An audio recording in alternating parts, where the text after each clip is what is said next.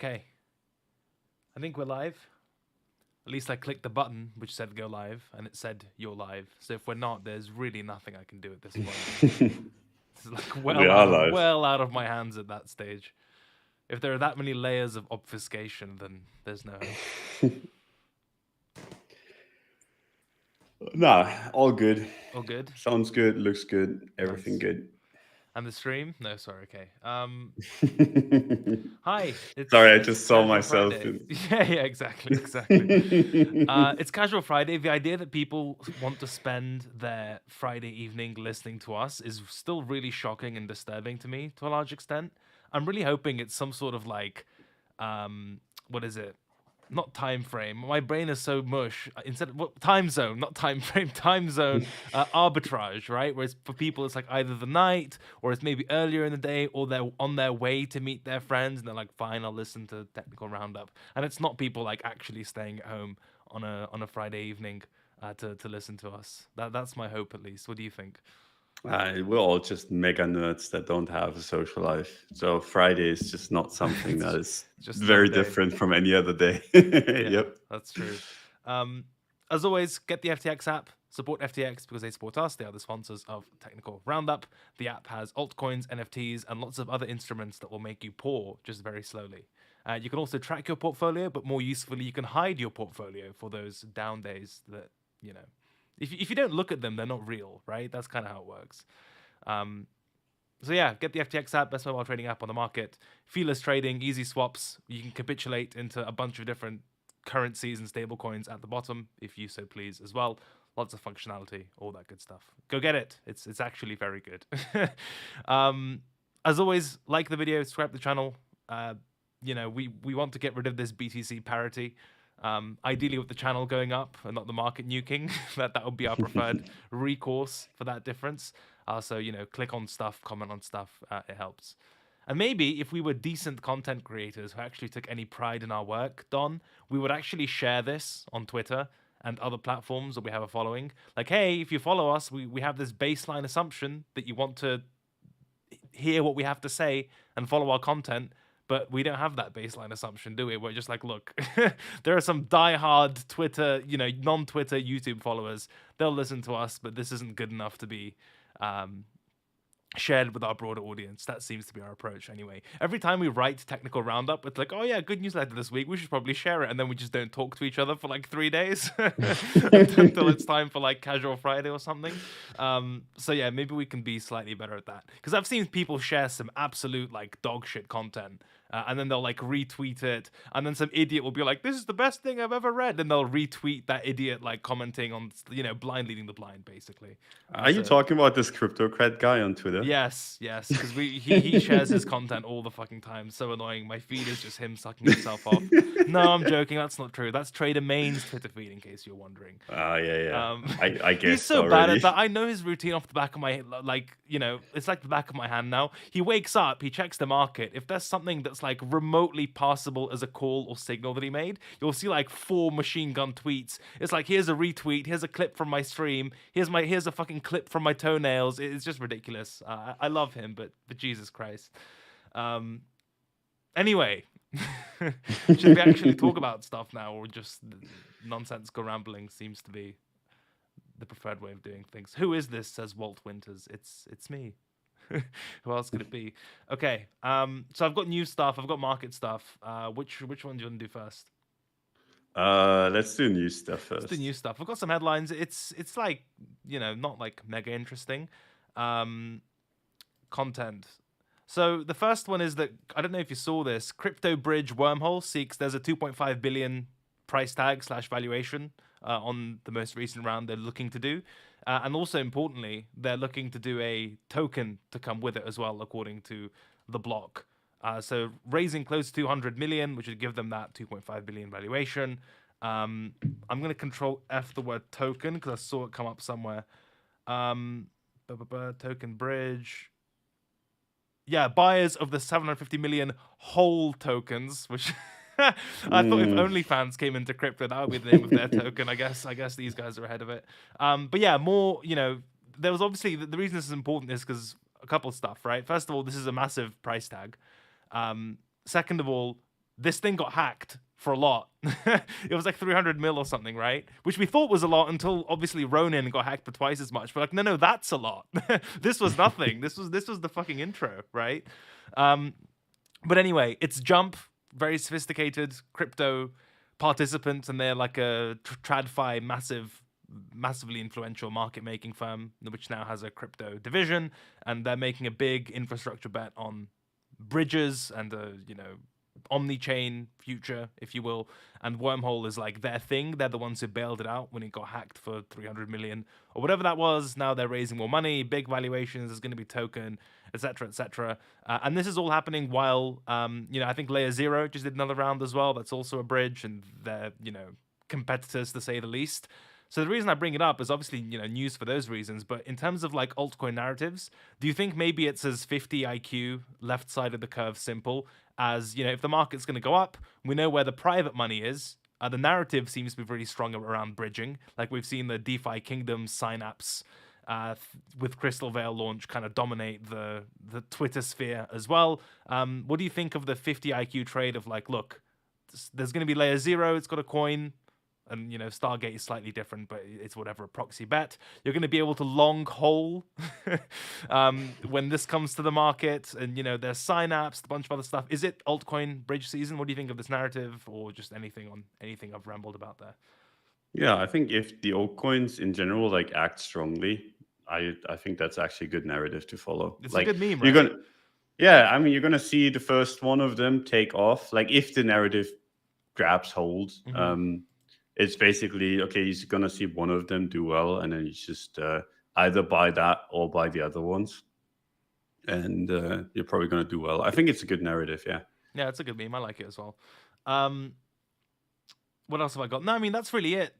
I don't want to milk this story for more than it's worth. It's just if the timing ends up being good, that a lot of these bridge raises are done closer to the bottom than the top, and then you just have the market continue to be bid, and then we look for an altcoin narrative. Maybe, there's a decent kind of narrative and structural setup for these bridge tokens, new stuff that's shiny and that's hot and doesn't have as many bag holders or negative connotations, with big backing for that to do well, even on secondary markets, right? So Yeah. that's kind of, I think, why I brought Honestly, like the most bullish thing that you can have is something new that barely anyone understands, but sounds Yes. really good. Because then like it takes like people like 3 to 6 months to kind of understand what the fuck they're actually trading. And then like some people that are trading stuff are like, okay, this is actually quite stupid. And then they start selling. But it takes them a while. And that's kind of, I mean, I'm not saying this is stupid. I have no idea. I'm not the fundamental kind of guy, but yeah. And with regards to the exploits, hacking, whatever. Yeah, I've got the Ronin headline up right now, right? The Ronin replaces the compromised validators to bolster security after $600 million hack. How does that weave into your commentary? Yeah, I mean, that's just what kind of crypto thing hasn't been hacked or exploited before? It's just every other day, like we get like, something like that. And I mean, these numbers are staggering, right? Yeah, like, it's I was about staggering. to say, the numbers get bigger with every single one. It's like, where does this end? Like, how, like, it's just nuts. But it's just crypto, I guess. It also shows like the size of crypto wealth at this point, that the market just like shrugs it off, and there's a built-in assumption that, oh yeah, well, it'll just get bailed out. That's crazy to me. In a good way, obviously, because it shows the size. Well, I say in a good way. It shows you how far we've come, I guess, but also how not far we've come if this shit keeps happening. But yeah, speaking of hacks, it's a little bit scary. I Yes, think it's a little bit scary because we have so many people just try to like VC now. Like everyone is just trying to be like this investor into these like projects, be like early, and that's kind of like where everyone's head is right now. Yes. And then you get like a bunch of garbage funded massively. And I mean, we had the same thing happen in a worse way with the ICOs. I don't like to see it, but we'll see how that plays out. Like it's not as bad yet, but I could see it get that bad quite quickly if this continues. Yeah, I mean, that definitely seems to be one of the big, I guess, market structure shifts over the last, it feels like, couple of years. That the understanding of VC the definition of that is really fucking loose now, right? You can Yeah. have like a bunch of friends throw a bunch of money together into just a pool, and that's a VC, and or they'll act like one and get allocations or whatever else. Ledger was tweeting about this, and I think he's right that people will find any way to complain. Well, there'll always be a kind of valid way to complain about people getting deal flow or access to early stage investments when you're not, right? Whether it's the IDO model or the straight up, Solana ecosystem, high FDV, same old names coming up. Like, there's always some version of, preferential access is always going to exist. And it's very easy to get upset about it, regardless of whether it's a VC or angel investors or whatever entity it may be, right? I'm not sure what the answers are there. Answers are for that. I'm not sophisticated enough in the angel investing or crypto VC space to have strong opinions. We should probably get someone who can come on and talk to us about this and just about the market structure of, I guess, crypto venture in general. I mean, maybe Ledger, he'd be a cool one. But also, I'm sure we can get a couple of these fun guys to come on to talk to us about it. But I guess the takeaway home, well, I mean, the takeaway point there from what you've said, and I agree completely. It's like anyone and everyone is a VC now or an angel investor. And it gets really silly when that is paired with peak froth in the market, and you get these sorts of crazy, like IDO season, people spinning up venture funds from nothing as just their friends chucking money in a shared ETH wallet. It gets pretty weird. It used to have this like veneer of sophistication, right? Like, oh, it's a crypto VC. You'd assume there's like some sort of company structure, some sort of diligence being done. I don't know, like you'd have like base level assumptions for what that entails, and those don't exist anymore, right? It's just Jack and Joe throwing money into an ETH address.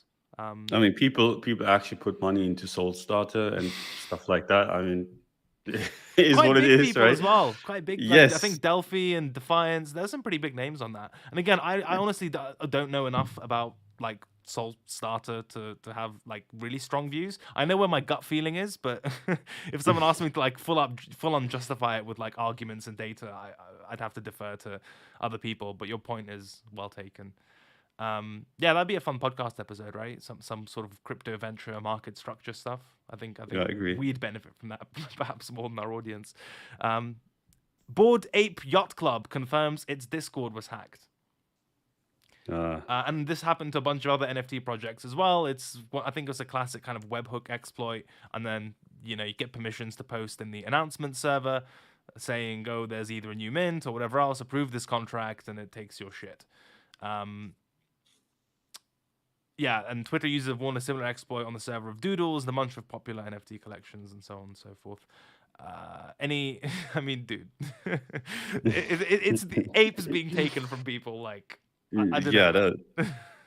But I feel like at least what I read earlier was like it was just one mutant ape that got taken or something. No one like cares they about completely, those, right? yeah, they completely screwed it up, even though they had like access to a bunch of Discord servers. But yeah, I mean, it sucks. Like, really, I know I chuckle about it like an asshole, but it does suck to lose your shit. Especially in a way like that, because at some point, like you just if you're new to the internet, you have like inherent trust, I guess, because like everyone that's been around for like 5 years in crypto would be like, okay, fuck this. Like I don't trust this, or I'll give it some time anyway. But I guess if you're new and you just got into crypto, your first NFTs like the Bored Ape, and then you just lose 3 figures of ETH to something stupid like that. It's just heartbreaking, especially if that's most of your net worth, and that seems to be the case for most of the Bored Apes, I guess. Like that, their Bored Ape is like 99% of their net worth. Right. So it's heartbreaking, but I mean, it's only gonna get worse. I feel like. I think people haven't really discovered how shitty it is to kind of be your own bank in crypto, in general, because there's obvious upsides to it, but there's also reasons why we have banks, right? Like why people are like, okay, I want to give my money to like someone that takes care of it because I don't want to get robbed.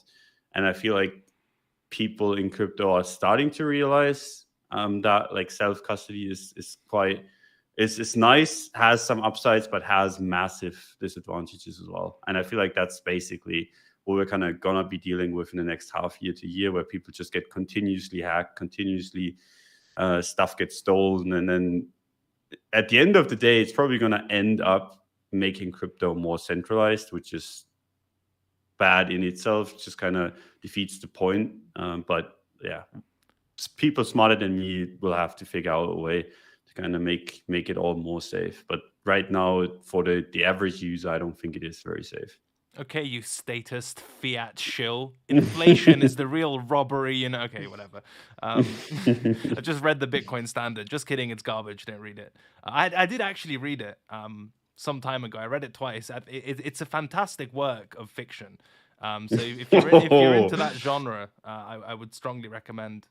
Fighting words. Yeah, I mean, it's garbage. It doesn't care about accuracy. Anyway. There's nothing worse than like having an opinion, right? And then there's a complete idiocy, be it a person or an idea or a movement or an argument, which agrees with you, right? It's like whenever the idiots are on your side, even if they support your own conclusion, it's very depressing because you're like, oh man, how is this person on the same side as I am? It's very discomforting. And yeah, not a good book. That's just my opinion. But I think it's true. It's not a good book if you care about like truth and accuracy and like whatever. I'm not going to get into it. I don't like it. No negativity on Technical Roundup, right? When have we ever been negative on this channel? This is just like a beacon of moon boy positivity. We're all going to make it, up only. We're so early. Everything is going to be okay. Crypto's eating the world channel. Right, this is I mean, we're so early. We're so early that people still get their Bored Apes stolen that early. We're that early, exactly. They're not all in the Louvre yet. That's how early we are. EU Parliament approves rules targeting transfers to unhosted crypto wallets. I need to remember rather, because as someone who studied EU law, and I was 1 mark away from getting a first class in that class. I'm still really upset. You can tell, like 4 years later or whatever. I think there's like further voting. They're pending a final vote. The bill could face trilogues with the European Commission and the European Council as soon as mid-April. Yada yada. It's still like the final bit, but it's the classic kind of. You know what Paolo was talking to us about on the podcast like ages ago, where within Europe and the Financial Action Task Force and whatever else, basically you're gonna have very stringent KYC and also whitelisted, basically doxed wallets. So whenever your transaction crosses over a certain, usually pretty pathetic threshold of like, I don't know, like €1,000 or something, it's going to have to be to either like a whitelisted address or you're going to have to know your counterparty, yada, yada. It's like a full-on KYC docs central, right? And I saw some nice memes come out of it where it's just like, Steve transferred, like like 1,000 USDT to his neighbor and whatever, and it has all their addresses and all their information and stuff, which is obviously that basically coming up on whale alerts. It's like the on-chain analysis of your neighbors sending crypto to each other, and it just comes up on your Twitter feed, which is sad. I don't think it'll go that far, but I don't know. Like, I know this sucks and it's anti-privacy and whatever, but maybe this is just a cynicism, but I'm not ultimately too surprised by this, right? As regulation becomes more cumbersome and catches up, especially on the European side of things where there's no equivalent crypto lobbying process, I kind of just expect stuff to get more centralized and more KYC oriented and just pretty heavy in that regard. I'm not for it. I think it sucks, but this is fairly foreseeable, and people were warning about this ages ago, and it's generally been the direction of the industry over the last, year or 2 years or whatever. What do you think? I agree. I mean, the entire privacy thing, I think it's just not gonna survive. It's gonna be a fringe use case, I guess, in like a few cryptos, but I don't think it's gonna be easy to be anonymous using crypto. And I mean, the thing is, you can kind of see where everyone is transacting, right? It's a blockchain. That's kind of the point. Yes. So once you actually like KYC people, it's actually going to be a really, really easy way to keep track on what everyone is doing. And I think, especially in Europe, like you said, I don't think privacy in crypto has any chance whatsoever. And I don't think in America either. I don't think that's going to be like a use case necessarily that sticks around in the next 10 years or so. I'd be very surprised if that flies. Yay. Great. This is the cypherpunk future that we're fighting for. Um, MicroStrategy takes a 205 million. Sorry, MacroStrategy, which is a Yes. name we used to meme about, right? Where it's like MicroStrategy Yes. and macro. It's a real thing. Takes a $205 million loan to obviously buy more Bitcoin because I mean, what else is he going to do, right? Um, and yeah, so this is. I've seen speculation that Sailor's like levering up or whatever, and it's like very technically true, but it's not like a massive type of 2018 BitMEX style bet. He's always said that he's happy to use the Bitcoin he has and for lending or to earn yield on it.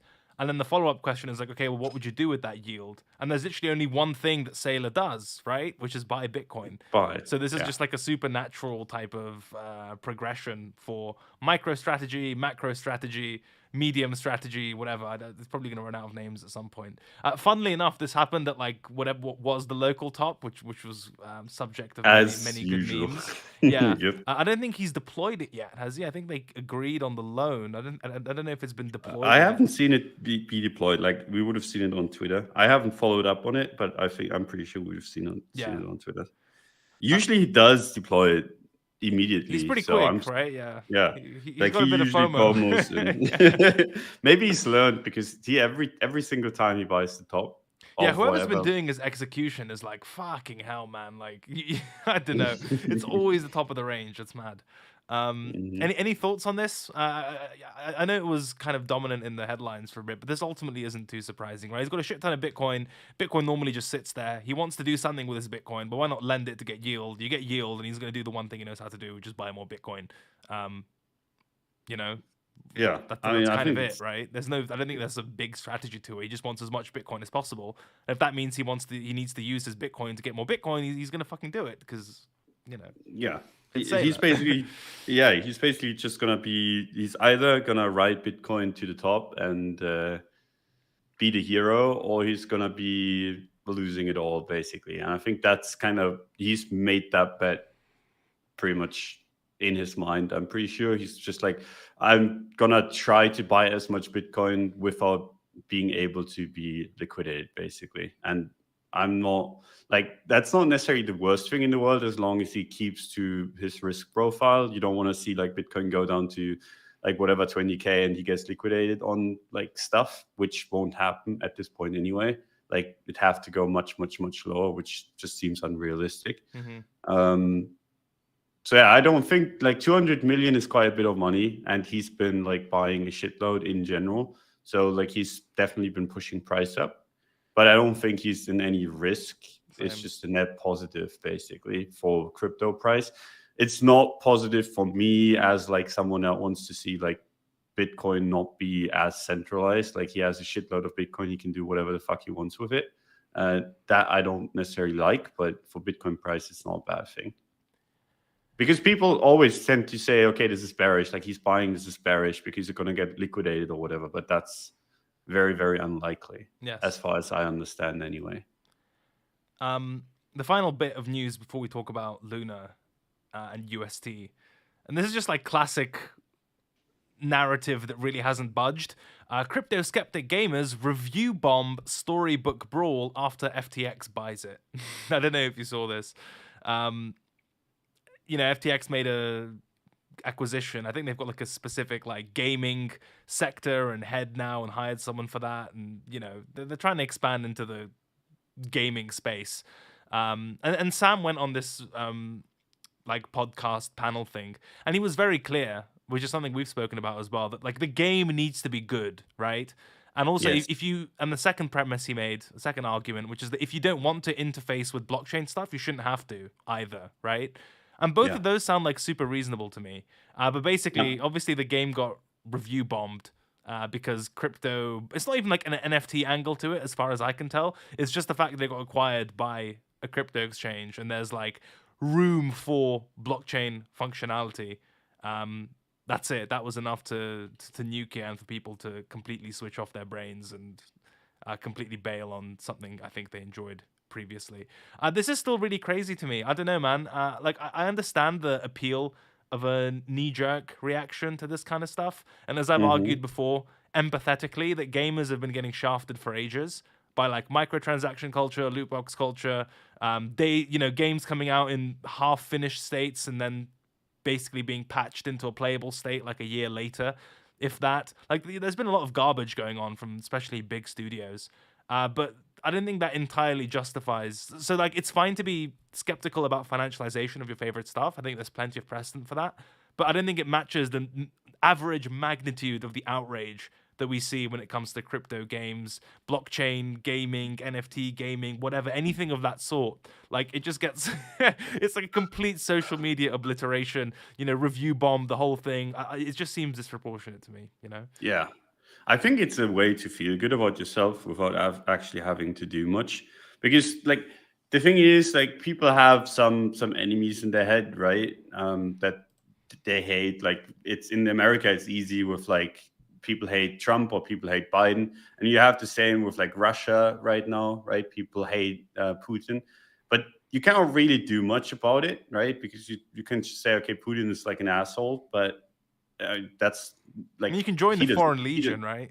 Yeah, but I mean, he won't care, right? Right. And it's easy to kind of just be like, okay, blockchain or crypto or NFTs are like an enemy of sorts, like causing global warming.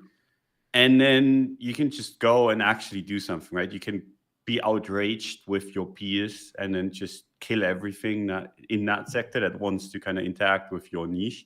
And I feel like that's kind of what they're doing. They're basically like, okay, I can finally do something good, not understanding what the fuck they're actually doing. And it's kind of sad. It's like an outrage culture thing where they just hop on this topic that they think is evil, and then they don't even like, no one that's really fighting for it really understands it, I think, or like almost no one. There's maybe like 1% or 2% that actually understands it, and they still don't like it, which is fine by me.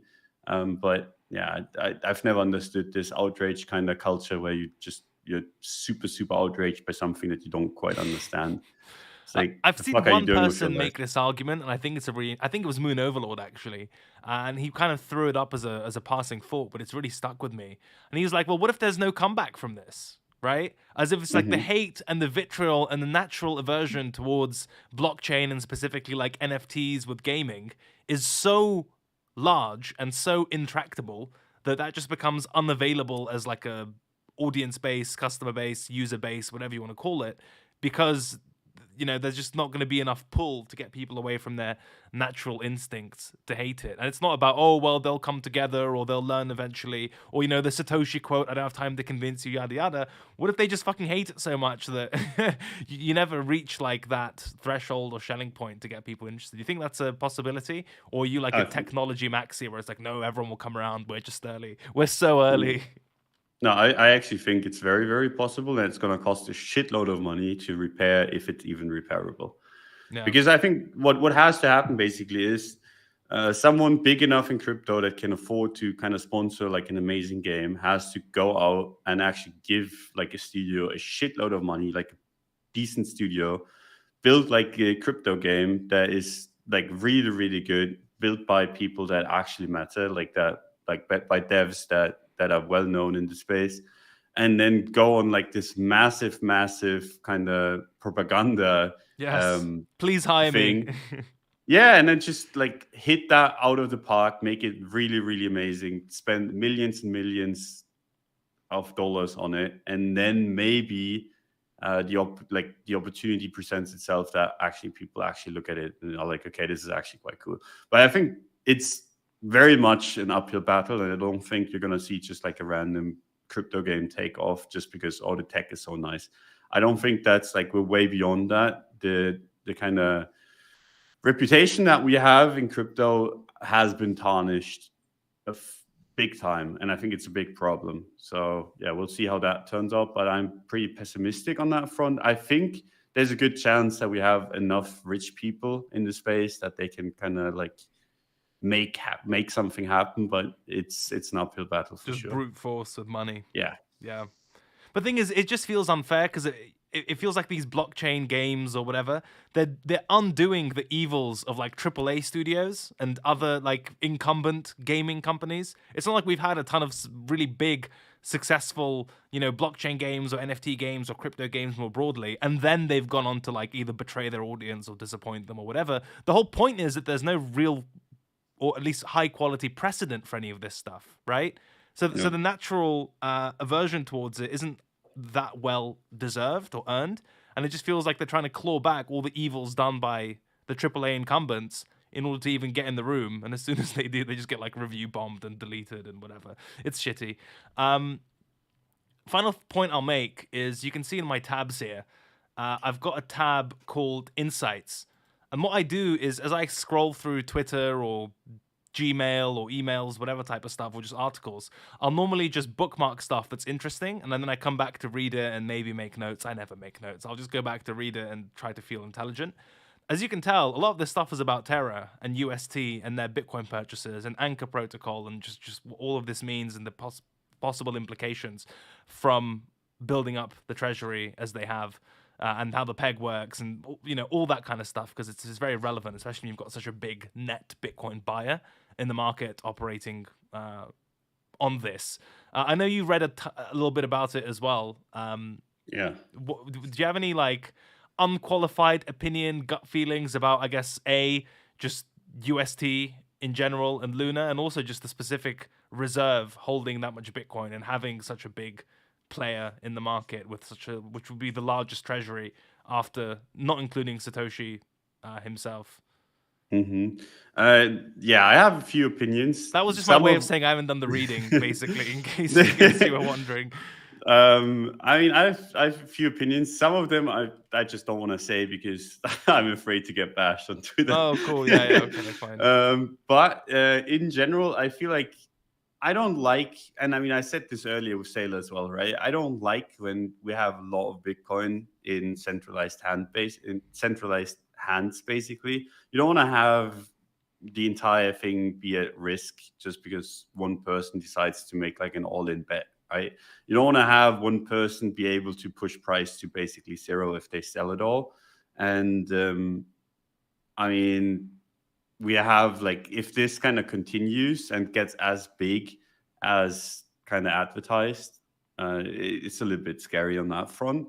It's obviously like they're not gonna just market dump everything. It's just not how it works, but still, I don't like that the possibility exists. With regards to the technicals of it all and how it works, I just feel like I'm not qualified enough to make decent comments. See, this is the issue, right? We're far too European to be good crypto content creators, because it's been repeatedly shown that you don't have to fucking know a thing of what you're talking about. It's just all about hubris, delivery, and I guess intellectual kind of arrogance to a large extent, right? Which is kind of a synonym for hubris, but whatever. We're way too European to make it in the big leagues, Duck, because we're like, well, I'm not qualified on this. Here's the narrow scope of what I feel comfortable asserting. Everything else is going to require further research. I need to talk to some intelligent people about it, yada yada. Whereas if you're one of our colleagues on this cursed platform, you read one headline and it's like, okay, I am now an expert. Let me make like a 20-minute video shouting at the camera about what people should think. So I do appreciate your candor in that regard, but it's clearly holding back our content creation reach, because no one wants to hear a bunch of people say, well, here's my really narrow, unqualified opinion, and everything else I'll leave to smart people. We got to get the clickbait shouting stuff out there. Yeah, I mean, I will say that like in history, like all this like algo stablecoin stuff hasn't been too convincing. That's true. But this time it's different, haven't you read? Yeah. And I hate hearing, okay, if this and that fails, it's just gonna be like crypto's gonna end. Well, that was a rough quote. Yeah, I'm like, oh, come on, dude. Don't, like, every time something like that happens, it actually happens, right? That's crypto. Like when you say, okay, this is too big to fail or whatever, or the market cannot do this and that, it always fucking does it. And I hate these kind of jinxes. But yeah, maybe this is the one time where it doesn't happen. I don't know.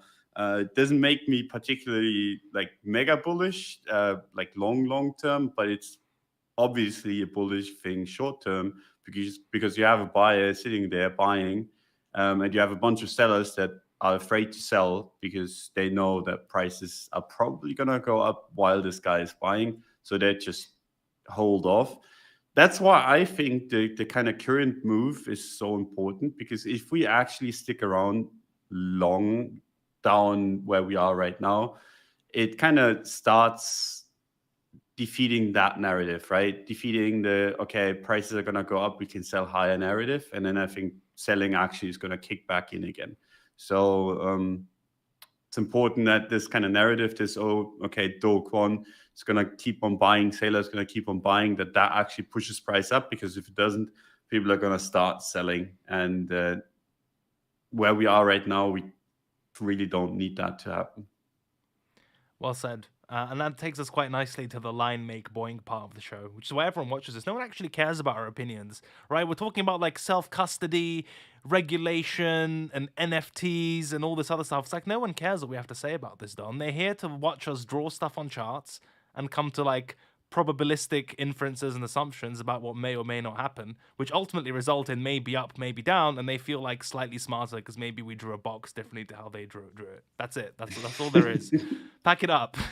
This is for us, right? The actual discussion, like chat, it's for us to feel like we haven't totally wasted 5 years of our lives, like just drawing lines on charts and thinking there's some sort of edge or predictive power there. This is kind of our attempt to reconcile the last 5 years and feel like semi-verbose or at least intelligent when it comes to mainstream crypto topics. So just in case. You just said verbose.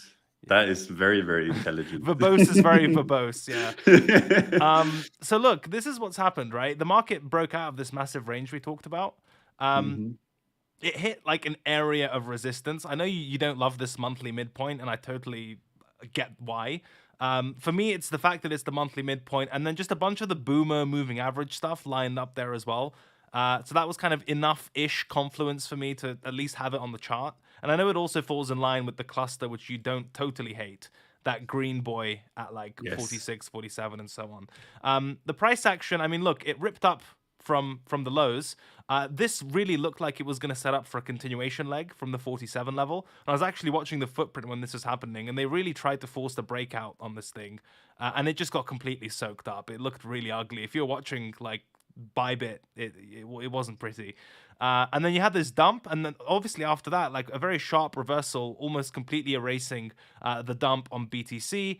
On ETH, it did completely erase the dump and is kind of back at the level, if not slightly higher, at 3,400. I mean, we're recording this on Friday, so we're going to have the weekly close coming up.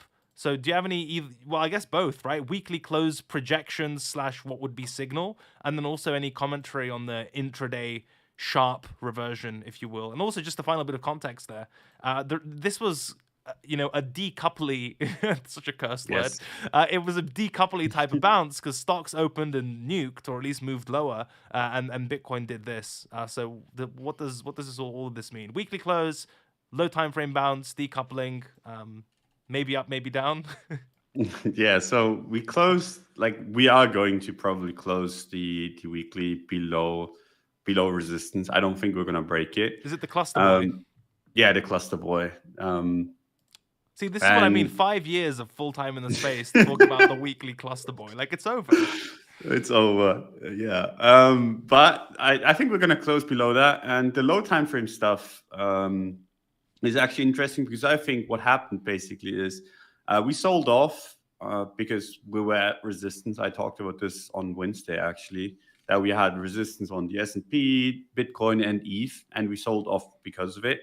And then I think what basically transpired after we nuked was that, one, a bunch of people saw stocks go down as well, and they're like, okay, this is a free short, this is gonna all collapse, and they started shorting like idiots, which makes for an easy target to kind of short squeeze them up. And then two, we had a lot of ETH strength, right? And whenever we get this kind of ETH bidding, it just takes Bitcoin up with it. It doesn't really matter whether like Bitcoin is strong or not. If you get a shitload of ETH buying, Bitcoin is going to go up. It's just how it works. It's the same story the other way around, right? When you get a shitload of Bitcoin buying, ETH USD is just going to go up, right? And that combination, that kind of potential to fuck over late shorts and that ETH spike just makes for like a really nice Bitcoin rally. doesn't really have me too hopeful though. Like I could easily see the Bitcoin rally be completely faded again. So yeah, I'm just in wait and see mode. I want to see how the next few days play out. If we kind of just go all the way back to where this dump started, I think there's a good chance that we just run it to 52, and that's going to be a nice trade. But if we stick around at like 44, where we are, like 44 to 46, where we are right now, then I think there's a good chance it's actually going to be a false breakout to the upside, and then we're going to be in Goblin Town for the foreseeable future. So like this is a very, very important spot, and I think the fact that we had this dump while we supposedly have Do Kwon and Sailor ready to buy anything and everything, it's not a good sign. So we have to show, like it has to show some strength by just rallying up tomorrow, like running the entire way back tomorrow or the day after. Otherwise, it starts looking very, very grim in my view.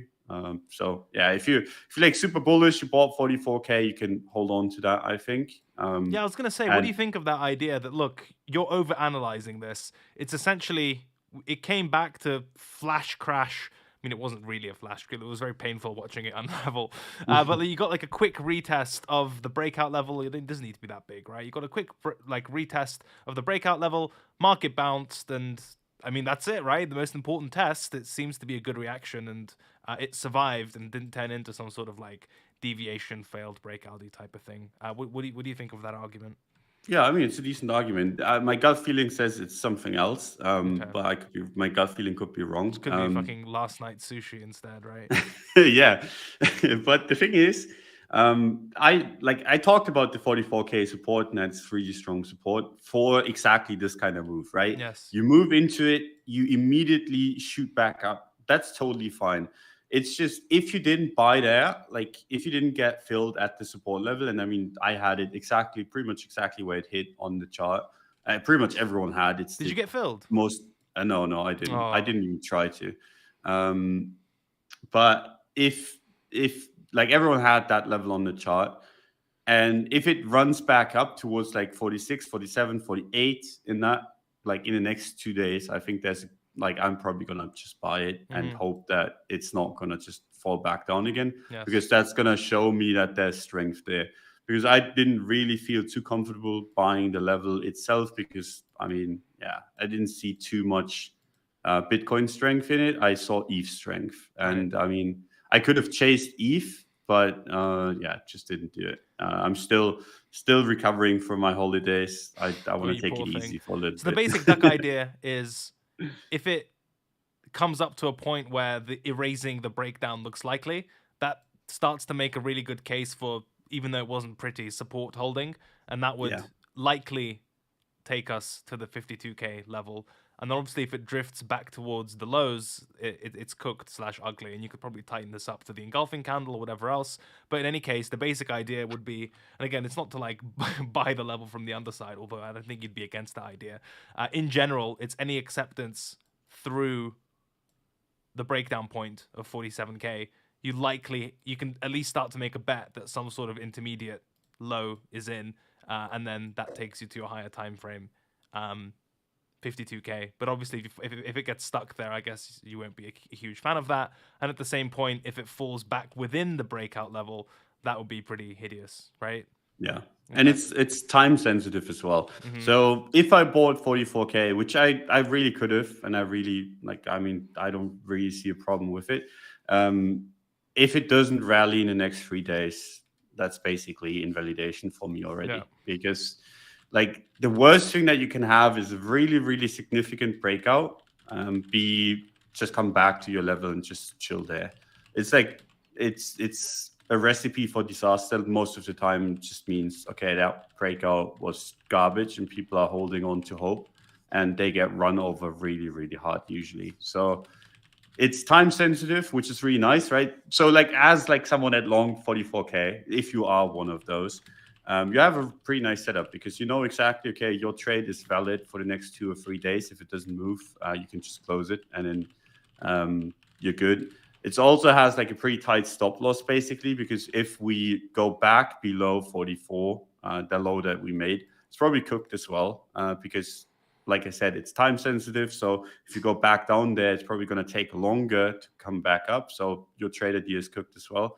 So you have like multiple kind of forms of invalidation, and you have a really obvious target as well, which is 52K. So the trade in itself is really nice. I just didn't take What's it. your gut feeling telling you? My gut feeling is telling me we're gonna bounce, and then we're gonna like come slowly back into the level, and then nuke. Is Great. basically my gut feeling. But it's also like my brain and my gut feeling aren't necessarily agreeing, because I think like we do have like Do Kwon and Sailor buying. So I'm like, I'm not entirely sure if we're really gonna nuke or not. It's just the chart looks very, very choppy, and I could see it just chopping, honestly. Some people Like in the chat are asking whether your time-based invalidation of 3 days-ish makes sense, given it's the weekend. Do you have any...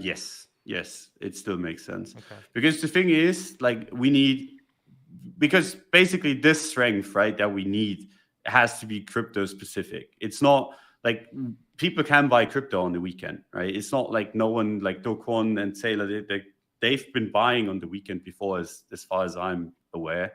And like other people can buy crypto as well on the weekend. It's just like that we need to kind of decouple from the traditional markets, and we can do that on the weekend.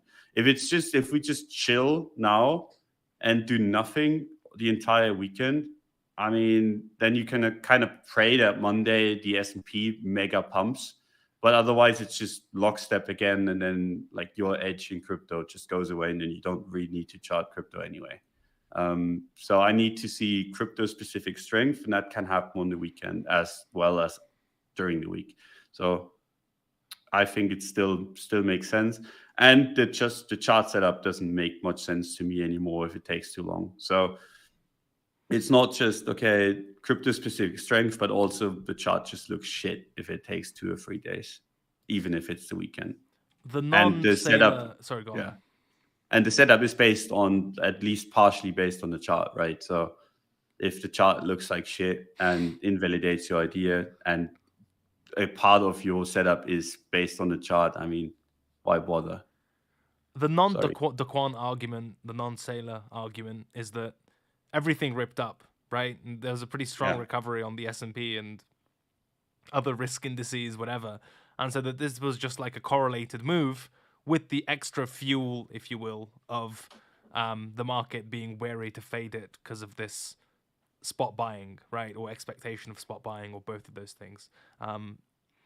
What do you think this market would be able to meaningfully decouple or keep this up if we get a rollover in the S&P next week, or some sort of weakness from the big boys?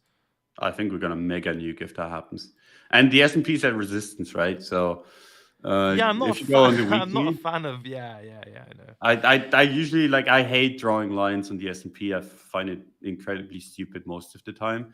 But in the last few weeks to months, it's been somewhat decent. The S&P is at resistance.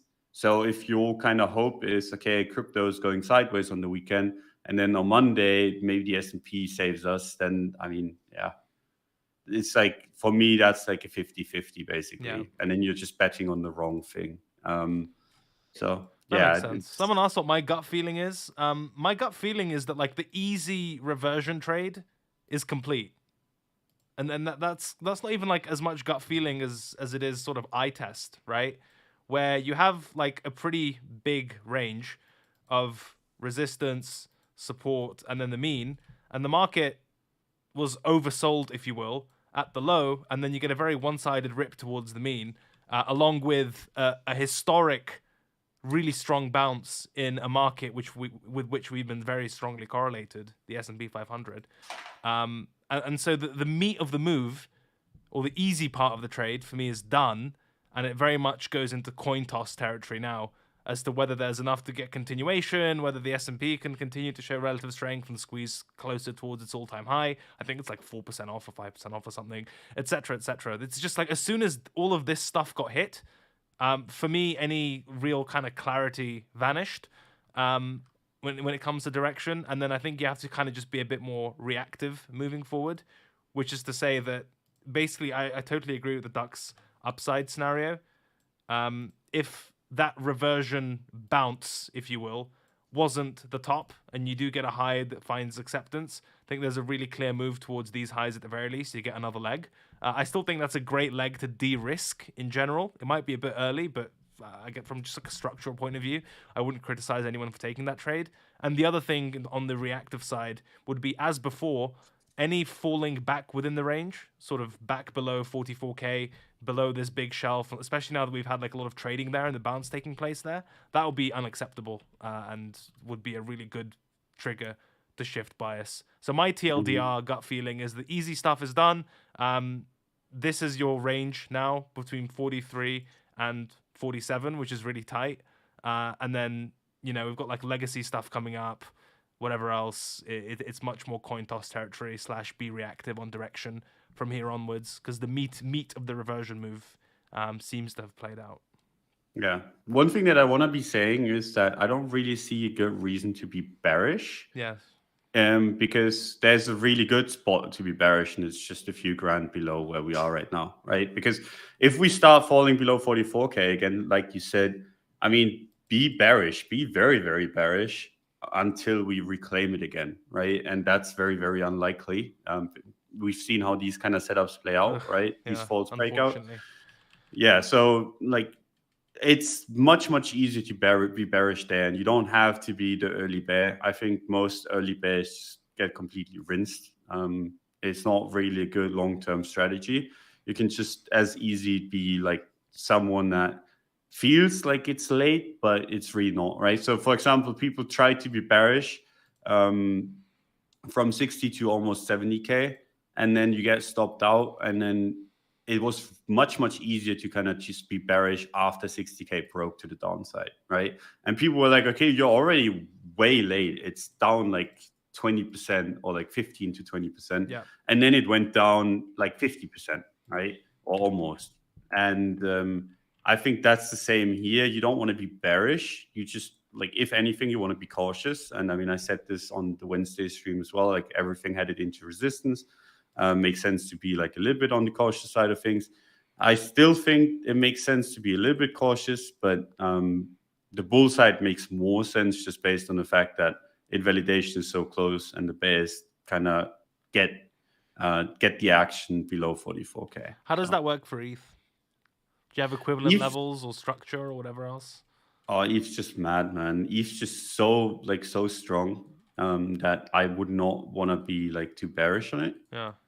It's more of like, okay, where are you bullish? And that is really difficult with Bitcoin being the way it is. Like, you just look at ETH and it's kind of just ripping, and then you look at Bitcoin and it kind of looks meh at best.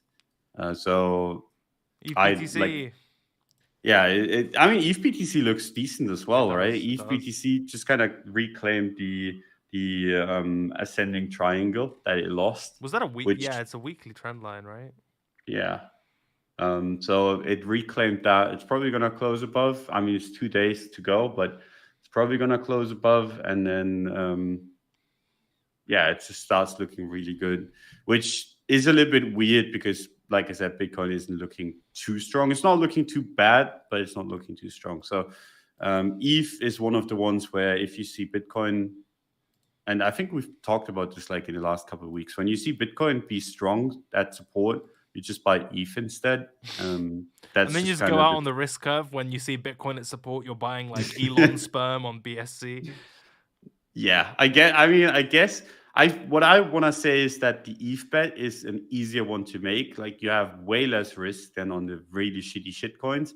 And I don't think people kind of appreciate how much upside that could be, just based on the fact that we're going to go into... right? That's what you're saying. Yeah, I mean, we're early to a narrative anyway. Yes, we're early correct. to the merge narrative on ETH, which I think people underestimate. So if crypto doesn't go to shit, I think we're going to see quite the big ETH rally into it. Probably a dump afterwards. Who knows? But I mean, it's just how these kind of crypto things work. Like, you get something that big, the narrative picks up steam. You just want to get on that narrative. And that's why I think if you see Bitcoin strong somewhere, you want to be buying ETH instead, probably. And if you see Bitcoin be weak, or like in risk of like just liquidating people, and you obviously want to de-risk someone on ETH and then just buy the dip again. I think NFTs have been that's, popping a bit, yeah, and Lux is up whatever 20 something percent, 24% today. In general, it's gone through this like hilarious market structure chart, where completely nuked out. And you got usual basing, you get a break in market structure, and it's kind of been stair stepping up ever since. Do you like Gainsey this? redemption arc. Gainsey Yeah, I redemption like it. arc. I like it. I mean, chart looks pretty nuts to me. Does, doesn't it? And people like are still on the board of how like looks is devaluing itself faster than whatever, blah blah blah. You can gain through like the APY stuff. I think it's stupid, right? You look at the chart and it goes up, and you can stake it. It's just a nice kind of thing to trade, I guess. Like I would not want to be fading this. No Just breakout looks in strong. Ape quite yet, though. Yeah, The, ape the in most comparison is fundamentally kind of, sound coin in crypto is yet to yeah, go. Some familiar names have been popping. Have you looked at where Sol has ended up? It feels like I blinked and it's like, oh look, it's like retraced its biggest breakdown that it's yeah. had from the It's the 140 bearish handle. retest. I mean, yeah, this is like a move into resistance technically, right? Like this is like a Hmm. huge weekly candle into an area of resistance. But if you get accepted through there, I know it might feel late, but there's technically a range trade available, right? Like if it Oh, yeah, stays back I there and agree. it trades back within the range, you get at least a midpoint, if not all the way back to the range high, and that's like more than a doubling in price from the lows technically. Even within the range, that's plenty, decent capture from 130-ish to 180-ish. Um, Daily I levels agree. rescuing the market at that point because the weekly stuff was down at 50. But there's like a nice little daily cluster that did a lot of work, and it's taken, it's like a 70% bounce. It's no joke. Yeah, it kind of front ran the really good support on the weekly and just Yes, bounced off of the daily. yes, this one here. But yeah, I didn't expect it to go this fast, this strong. I mean, it looks quite like it still looks quite strong. But yeah, like I said, it's into resistance. It's the first test, so we'd expect it to pull back a little. Yeah, But if it does pull back, I mean, there's like a nice high where you can buy back again. The first bounce that we had, basically, yeah, that high. If you expect the kind of trend to continue, that's kind of where you want to pick it up again. yeah. Yeah. There's some good stuff lining up. Hmm. Just hope we don't get rugged. AVAX, also as I think I chatted about on Monday, closed back within its weekly range, similar to Solana. Like it kind of broke the level where Sol is now, and I think that you get. I mean, it's above the swing high now, which is the first level. That's you could expect some profit taking, but if it's a range to range trade, that's a move to 115. So theme for the week, if the weekly closes are good, some of these altcoins still have like 20-30% until they reach range highs if the market doesn't get rugged. That's, there's Hmm. enough on the table to eat, to say the least. Yeah, there's definitely some setups there. I mean, I'm honestly like, it's weird because like I'm very, very bearish on some altcoins, and I'm like bullish to like very bullish on others, which is very rare in general. Like that isn't something how the market never traded like this years ago. It's just something that comes up with all these kind of narratives, and people just ignore the old stuff, buy the new stuff, buy the narrative, and something to get used to anyway. Because back in the day, you could just be like, okay, all coins in general are nearing support. Now I'm gonna buy. Nowadays, you cannot do that anymore. You gotta pick wisely. And so far, the kind of old school layer one stuff has still been working, and other narratives where like anything that has yield and all that kind of stuff, where you get incentives, all that kind of stuff works. Everything else, not so much. Yeah, I think it's the familiarity trade, right? It's like, oh my Yeah. god, for the first time in months, altcoins are bid again. What do we bid? I've forgotten how to do this. It's like, well, for some reason, people thought like waves and others like ZIL were the answer. I don't think that's the best answer. But the other answer is obviously the stuff you're familiar with and the stuff that performed well, like your Sol Luna AVAXs and your new coins with fewer bag holders. So Hmm. that's there's plenty there. With Um, regards to waves, I actually think like, I mean, that's just the greatest Ponzi alive, right? did I you read mean, that thread? Um, from light. No, well, Light shared the guy's thread. He's a very interesting gentleman. He posts some good analysis, but then Hisaka was beaming him for being the death spiral guy. It's like everything is in a death spiral, which is a good meme. But yeah, Waves, Waves, Zill. You've got some really really old names which are making the most of these conditions, to say the least. I wouldn't know how you'd sell this. I mean, maybe you use this is where maybe you get like a Boomer Dawn redemption arc, and you use the BTC pair to get a sense of some Yes. historical levels. Is that kind of Actually, what you were alluding to? yeah, I mean, there's like level wise, I don't even think it makes too much sense to kind of just be charting it. It's just when does the Ponzi When go does the tits up? Ponzi end? Yeah. And I mean, it is going to end at some point, I'm pretty sure, unless I'm understanding something This won't end completely well. incorrect. Famous Yeah, but crypto analyst. I mean, I'm legitimately on this coin in particular. I'm like, this won't end well. I think there's a good chance that you're just gonna like, if you're holding it, it's just gonna be down 50 to 90% in a day.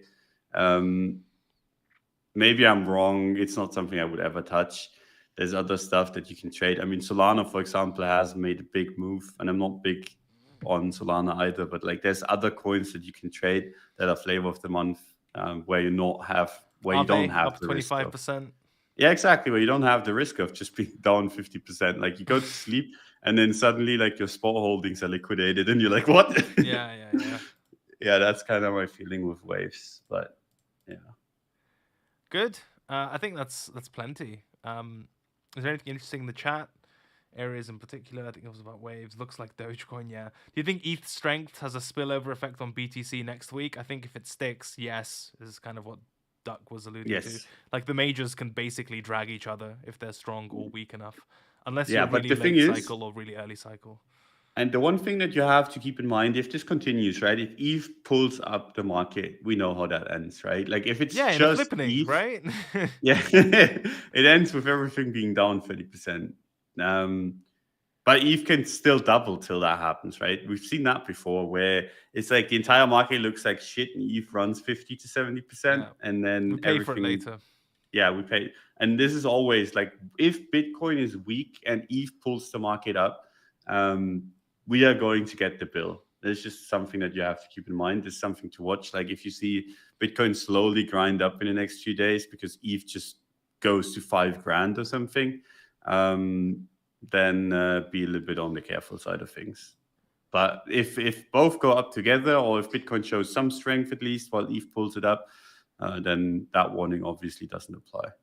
Yeah, I've got an ETH daily level at 3,600, which is like medium conviction. It's pretty much just this old cluster of highs and lows. Nothing like too impressive about it structurally. It's just one of those things you look at when the market's ripping. And then the big boy is the weekly at 4K, right? Obviously. Yeah. So that gives you a little bit of a zone or range, if you will, not the whole box, but like the lower boundary and the upper boundary. And it'd be one of those scenarios which, if you expect that to be resistance, if it gets smashed, you keep a bullish bias towards new highs, and then if for any reason it fails, that's a pretty clear de-risk signal, and just eyeballing the risk reward of that is not too bad. So yeah, good. If ETH's going to carry the market through some high time frame resistance, I'm happy to pick up the tab later, as you said. Just let me get some good trades in between, and that's okay. I mean, this looks strong, right? It's like it completely erased the full dump, and then 4 hour completely engulfs, and you've got another one straight back at the highs. We also talked about we didn't talk about the Luna all-time high break, which felt like the least talked about all-time high break ever. Normally we love this kind of stuff when it happens in the high caps and the majors, right? It seemed a bit slow on the news feeds on this occasion. That could also be a market signal type of thing, right? Like, if you get a Bitcoin-esque failed breakout in Luna, where it looks like, it's not necessarily the market leader in terms of strength or performance, but using it as a risk barometer or as a kind of narrative proxy, I think makes sense. So if you get like a failed breakout, I mean, this has been going up for 1, 2, 3, 4. That's like 6 green weeks in a row, right? Yep. And that takes it through all-time high. If you get Bitcoin style weakness where you have a weekly breakout and then that gets stuffed, in my Discord, which is just a server for me, right, where I keep my notes, one of the things that I've got in there is, if the market leader forms a parabola and or offers like a failed breakout, basically gives you like some sort of high time frame top signal, just get the fuck out of the market, right? Just get the fuck out of the market, because it tends to, like when AVAX had its parabola and blow off top, right? That roughly coincided with the top in a lot of altcoins.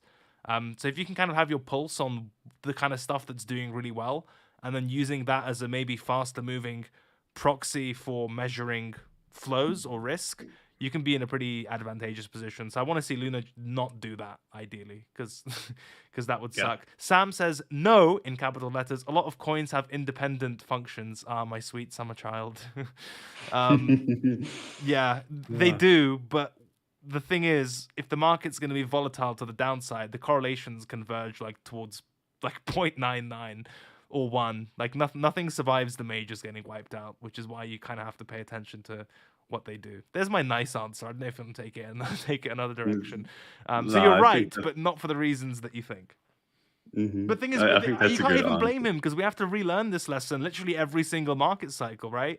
Like when Bitcoin tops and does fuck all, and altcoins are popping off, and people are like, lol, why should I ever even look at Bitcoin? It's like boomer coin, it's only up this much. And then suddenly they blink and their altcoins are down like 70% because Bitcoin's down like 30, right? It's like, oh, wait, this actually seems to matter, at least when it crosses like a certain volatility threshold. Anyway, maybe that'll change. Also, before I forget, I want to write an article. I want to write another article, because look, I can't tweet. My Twitter content is shit, right?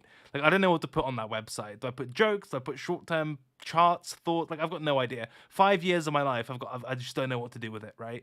So I thought, look, I should invest more into longer form content, or content that will survive whatever shit post I'm gonna make for that week.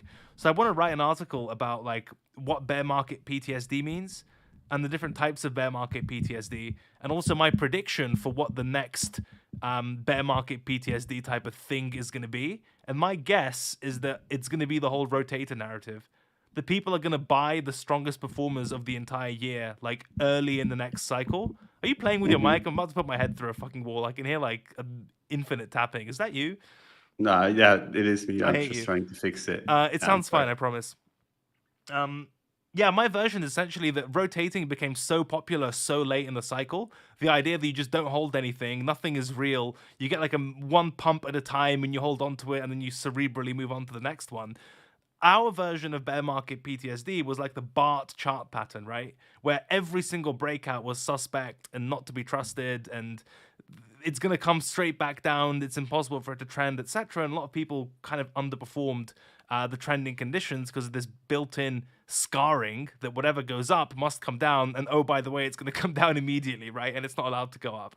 I really think for next cycle, whenever that is, like the next very clear one with really strong altcoins, new narratives, outliers, so on and so forth, like all-time highs in Bitcoin and ETH, the people who suffer most are going to be the ones who became super comfortable and used to cerebrally rotating and really short holding periods for trades, because I really think there's a high probability that those people catch the best performers of the year and constantly rebalance them for other garbage or stuff that hasn't pumped and kind of underperform, kind of beat themselves, if that makes sense. I don't know if that's an interesting article premise. I think it is. I think it is. Because I think, we bandied around the term bear market PTSD, but a lot of people didn't know what that meant because they didn't trade in 2018, 2019. So it'd be nice to have some color. Good for them. Yeah, good for them. Art Smith says cred roid rage. Nice. There we go. The first comment. Yeah, but no, I agree. It would be a good article. And I mean, I think, people are... The blue chip thing, I think, is going to screw people over. God. Because people actually think that there's blue chips. People actually meme themselves into thinking that any of this has 100% or 90% chance to stick around. Nothing has. Bitcoin has. Ethereum, you can give it the benefit of the doubt. Anything else, good fucking luck, mate, is all I'm saying. That's the blue chip thing. Except my projects, they will come back. That's true. Those are blue chips for real. I mean, unless you actually buy blue chips, like real blue chips, physical ones, you're not going to have any blue chips in crypto. It's just not how it works. It's like my portfolio is Facebook, PayPal, and wait, why am I down? Like moved like 30%. Yep. Yeah, cool. I think that's plenty. That's all we've got for this week. Hopefully this is helpful. If it was, leave a like on the video, leave us a comment. What we might start doing in order to get us to finally tweet about this sort of stuff is maybe have like news segment, chart segment, and then from Twitter do like some upvoted Q&A type of stuff. That might be interesting on like at least a every other week type of basis or something. It makes for really easy kind of podcast light sort of content if we've got stuff to riff on that other people care about. Because maybe we're just so out of tune and not connected to our audience that we talk about things no one cares about. So opening it up to some sort of Q&A type of thing might be helpful. Cred, how old are you? I'm 25. Wow, doxed. Yeah, I know, it's over. Whoa, someone just threw a brick through my window. Just kidding. I'm in my mom's basement. I haven't got a window. I didn't even tell anyone that I like my birthday thing. Well, I Like, didn't tell no anyone one it was your knows. birthday either. Yeah, no one realized. No one said happy birthday to me, even though I had birthday. Yeah, February was crazy. Oh shit, sorry. Oh! Sorry, Steve. Shit. Doxing all at once. It's over. Just turn on your camera right now. Just get it over with. No. Okay, cool. Thank you again to FTX for supporting us. It is the best mobile trading app on the market, and maybe just the best mobile app on the market. I mean, most of those are like TikTok and social media, whatever. It's all garbage. So it wouldn't surprise me if it were the best mobile app, full stop. But certainly, it's the best crypto app on the market. Get it. Buy some NFTs for your family members. Watch them track their portfolio and gradually come to loathe you even more than they do already. That's all from us. Have an awesome weekend. I'll be back for Monday markets, probably make a video or something, assuming the market is interesting, and regular / scheduled programming onwards. Take care, Duck. Also, chat to you in a bit. Everyone, bye.